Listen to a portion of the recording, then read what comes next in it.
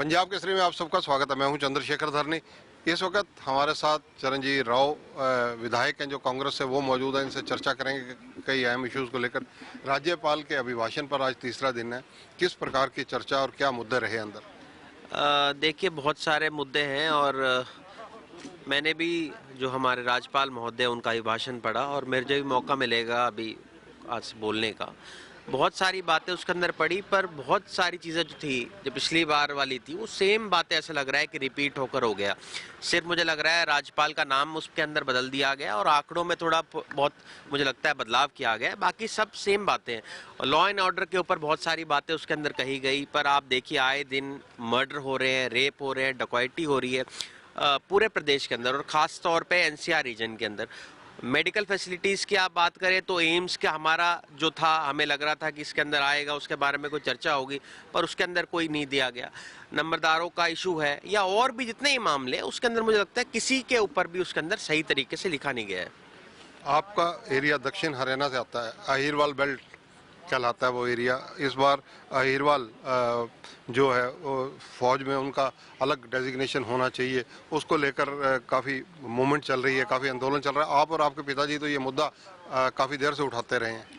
देखिए, अहीर रेजिमेंट का जो मुद्दा है ये आज का नहीं है, बहुत पुराना है और हमारा जो इलाका रहा है उसकी सजा शहादत अगर किसी ने दी है देश के लिए तो उन्होंने दी है। और मुझे लगता है कहीं ना कहीं जब सभी और कौमों की ये बनी हुई है तो हमारे इसकी भी अहीर रेजिमेंट ही बननी चाहिए।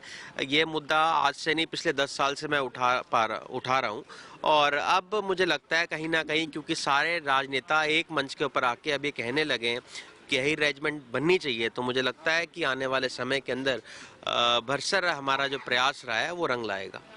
दक्षिण हरियाणा जहाँ से आपका संबंध है, केंद्रीय मंत्री भी हैं राव इंद्रजीत सिंह, उनका इस मामले में क्या दिलचस्पी नज़र आ रही है, क्या स्टैंड नज़र आ रहा है?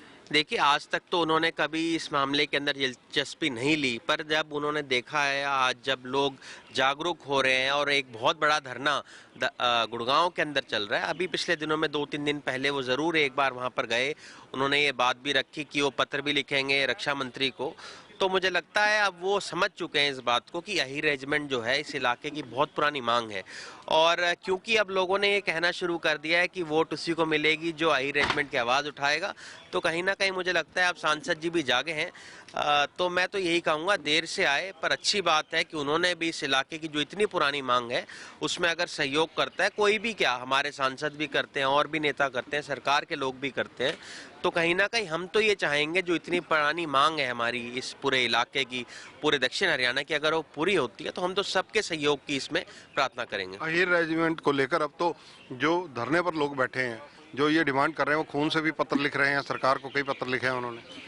देखिए, क्योंकि ये एक बहुत पुरानी मांग है, सबसे ज़्यादा शहादत अगर किसी ने दी है तो इस अहीर कौम ने ही दी है। तो बहुत सारे लोग हैं अलग अलग तरीक़ों से अपनी जो मांग है वो राष्ट्रपति तक पहुंचा रहे हैं। किसी ने खून के ज़रिए लिखा है, कोई धरना प्रदर्शन कर रहा है, कोई अलग अलग तरीक़ों से लोग अपनी इस मांग को उठा रहे हैं। तो मैं तो यही कहूँगा कि जब एक समाज जागरूक होता है तभी इस तरह की मांगें जो पूरी होती हैं, जो इस पूरे समाज के लिए मुझे लगता है बहुत ज़रूरी है। राव साहब, अगर चर्चा की जाए इसके अलावा मुद्दों की, क्योंकि बजट सत्र है, मुख्यमंत्री जो है हरियाणा के वित्त मंत्री भी हैं, किस प्रकार के बजट की आप उम्मीद करते हैं? देखिए, मैं तो यही चाहूँगा कि लोगों का बजट आए, महंगाई के अंदर कुछ कंट्रोल होए, पेट्रोल डीजल के दाम कुछ कम हों, टैक्स के अंदर रिबेट दिए जाएं, क्योंकि आपने देखा होगा कि पिछले 7 सालों के अंदर जो उद्योग है उसकी हालत बहुत ज़्यादा ख़राब हो गई है। पहले तो नोटबंदी इन्होंने जब करी उस वजह से लोगों को नुकसान हुआ, फिर जीएसटी की वजह से बहुत सारे व्यापार को नुकसान हुआ और पिछले दिनों में, पिछले 2 साल से तो आप देख रहे हैं कोविड की जो वेव आई है उस पर अगर सबसे ज़्यादा किसी पे मार पड़ी है तो वो जो हमारा मिडिल क्लास है उसके ऊपर पड़ी है। तो मुझे लगता है कहीं ना कहीं हमारा जो ये बजट आए, संतुलित बजट आए, हर वर्ग को ध्यान देखते हुए अगर दिया जाए, क्योंकि पिछले 2 साल का बजट तो मैं देख रहा हूँ उसके अंदर कर्ज तो पड़ रहा है हमारी सरकार कर्ज तो बढ़ाई जा रही है पर धरातल पे कुछ नजर आ रहा है। आप देखिए पिछले 2 सालों के अंदर कोई विकास कार्य ऐसा मुझे दक्षिण हरियाणा में तो नजर नहीं आया। एम्स की बात भी ये 6 साल से कर रहे थे, अभी तक वो धरातल पे नजर नहीं आया। सैनिक स्कूल की बात कर रहे थे, डिफेंस यूनिवर्सिटी की बात कर रहे थे, हमारे यहाँ वो नहीं बन पाया। हर जिले में इन्होंने मेडिकल कॉलेज बनाने की बात कही थी, वो मेडिकल कॉलेज नहीं बन पाया है।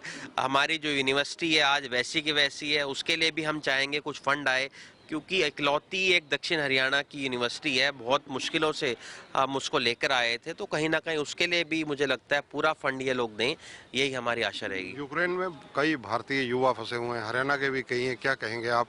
सरकार इस मामले में दावा कर रही है कि पूरे प्रयास किए जा रहे हैं, आप क्या समझते हैं?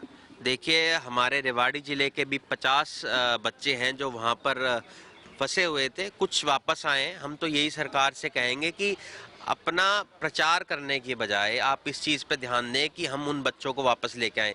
पिछले दिनों में मैं देख रहा था कि हमारे जो मंत्री हैं वो नारा लगा रहे थे भारत माता की जय, तो बच्चों ने उनके साथ लगाया और उसके बाद उन्होंने कहा मोदी जी की जय।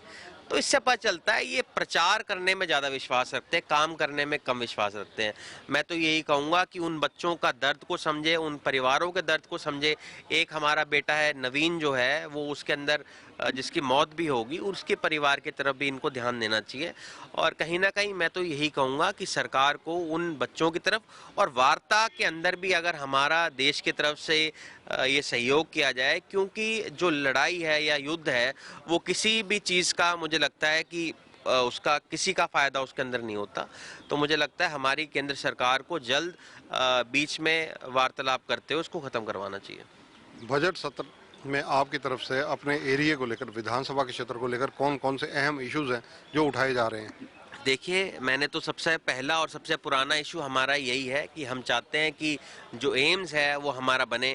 मेडिकल कॉलेज की मैंने मांग रखी है। मैंने पिछले दिनों में जो बेसहारा पशु हैं उनकी वजह से आए दिन जो एक्सीडेंट होते हैं उसके लिए मैंने कहा था कि कोई गौशाला जो है वो बड़ी बनाई जाए ताकि लोगों को फ़ायदा हो।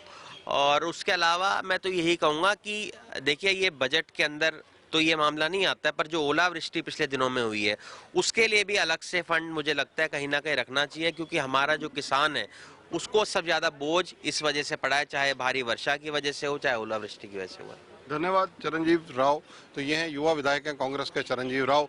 इनका कहना है कि सरकार को यूक्रेन में जो बच्चे फंसे हुए हैं उनको निकलवाने के लिए एफर्ट तो करने चाहिए। इसके अलावा क्योंकि रूस और भारत की मित्रता है तो इसलिए ये प्रयास करने चाहिए कि टेबल पर बिठाकर कोई समस्या का स्थायी समाधान भी निकाला जाए। बजट सत्र है, अपने एरिया की ये डिमांड्स रखेंगे, मुद्दे उठाएंगे। अभी तक एम्स वहाँ ना बनने की पीड़ा इनके दिल से निकलकर जुबान तक झलकती है। कैमरामैन संजय सिंह के साथ चंद्रशेखर धरनी, पंजाब केसरी टीवी, चंडीगढ़। हमसे जुड़े रहने के लिए हमारे YouTube चैनल को सब्सक्राइब करें और नई वीडियो की नोटिफिकेशन के लिए बेल आइकॉन को दबाएं। अगर आप ये वीडियो Facebook पर देख रहे हैं तो लाइक जरूर करें और ज्यादा से ज्यादा शेयर करें। धन्यवाद।